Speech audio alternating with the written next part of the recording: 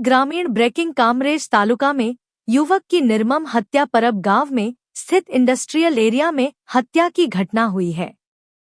मिल के पास खुले खेत में युवक का शव मिला है। युवक के सिर पर हमला कर हत्या की आशंका है। पुलिस जांच में युवक का नाम दीपक मिश्रा होने और मिल में रहने की बात सामने आई है।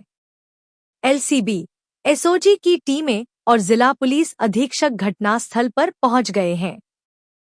पुलिस इस मामले में आगे की जांच कर रही है और हत्या के कारणों का पता लगाने की कोशिश कर रही है। बराबर कामरेज पोलीस स्टेशन में ये परब गाम है एनी सीम में आज सवारे पुलिस ने एक माहिती मળી હતી કે एक व्यक्ति मरण जनार हालत में पड़ा है।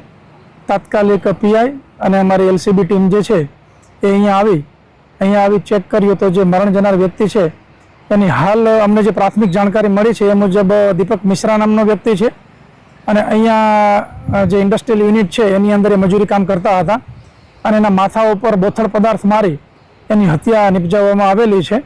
હજી પ્રાથમિક રીતે જ અમે અત્યારે જગ્યાનું સર્ચ અને અન્ય કરી રહ્યા છીએ। એફએસએલ અધિકારીને પણ બોલાવવામાં આવેલા છે અને સાયન્ટિફિક ઢબે તપાસ થશે। હાલમાં ફરિયાદ લેવાની કાર્યવાહી ચાલુ છે અને આરોપીને સત્વરે પકડી લેવામાં આવશે।